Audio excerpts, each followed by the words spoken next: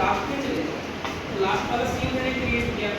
अब लास्ट में वो कोड जब ले जाएगा तो ले जाने में चिड़िया कहेगी कि अब आप जो जिसने खाया है वो कुएं में गिर जाएगा। तो सीन तो हम दिखा रहे हैं, लेकिन वो घर कैसे दिखाएंगे? वो उसके जो खिचड़ी जिसने खाई थी उसके अंदर का सीन, इंग्रेडिएंट सीन कैसे दिखाएंगे?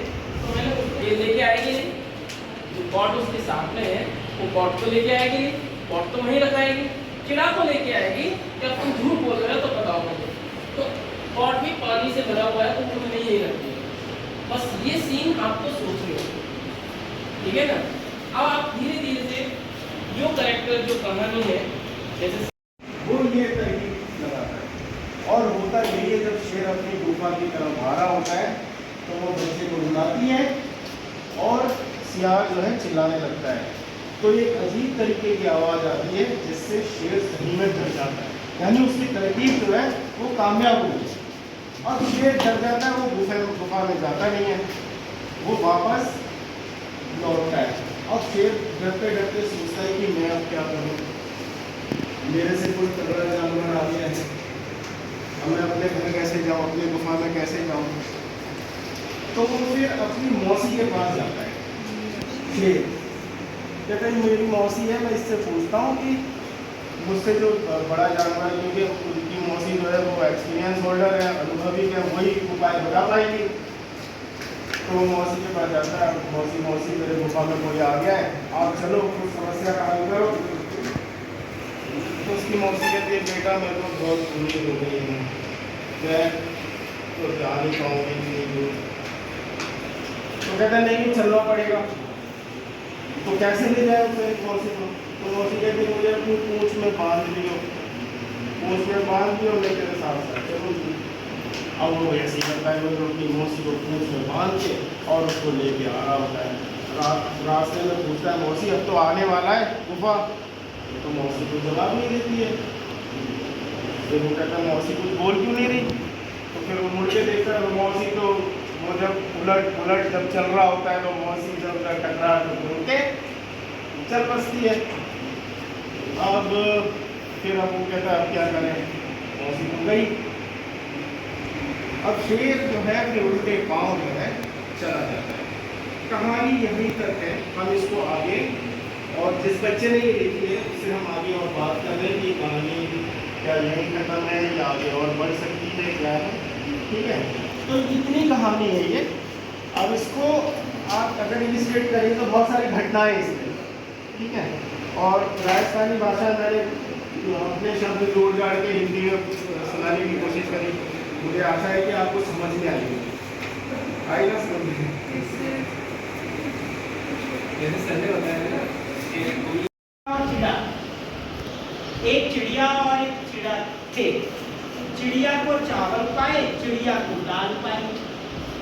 उन्होंने दाल चावल बनाए। चिड़िया ने कहा कि मैं पानी को जा रही हूँ, खिचड़ी को उतार देना। चिड़ा ने खिचड़ी को उतारा और खा लिया। चिड़िया पानी लेकर आ गई। चिड़ा आंख बंद कर सो गई।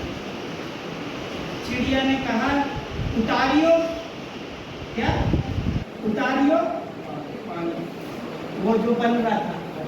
चिड़ा ने कहा मेरी आंख टूट गई, मोह को उतराव नहीं जावे, मोह को उतराव नहीं आवे। चिड़िया ने ही उतार लिया। चिड़िया ने कहा खिचड़ी किसने खाई? चिड़ा ने कहा मुझे नहीं पता, मामा की छान को उठाने गया, मेरी आंख टूट गई।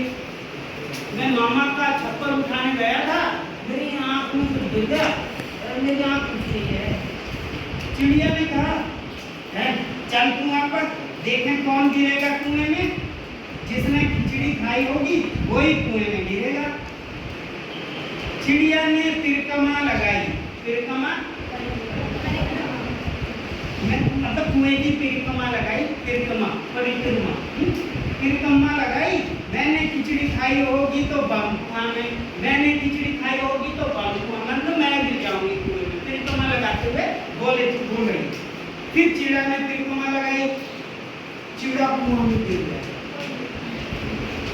कहानी खत्म। ठीक है। अच्छा ये देखो कितना किस कहानी का है?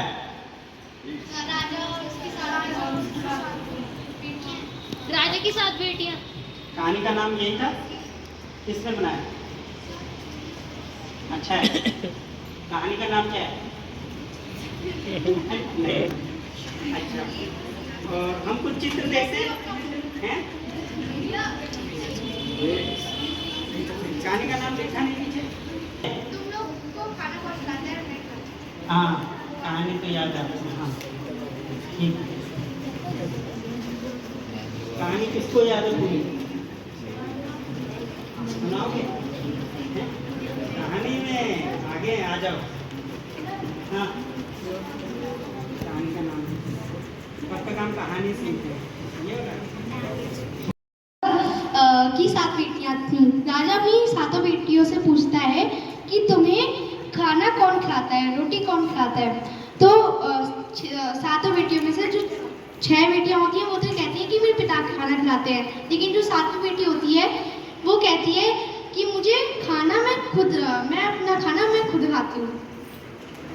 तो अब क्या करते हैं राजा अपनी 7 बेटियों में से 6 बेटियों की शादी तो एक अच्छे घराने में करवाता है शादी, लेकिन जो 7वीं बेटी होती है जिसने कही थी कि मैं अपने आप खाना खाता, तो उसकी शादी एक लंगड़े मोर से करवा देती है। तो अब वो अपने घर पे जा रही होती है, तो जो लंगड़ा था तो वो जा नहीं पा रहा था। तो तभी माता पार्वती और शिव जी आते हैं और वो उसे सही कर देते हैं मोर को। अब लड़की के खून उंगली को काट कर खून डालकर सही हो जाती है।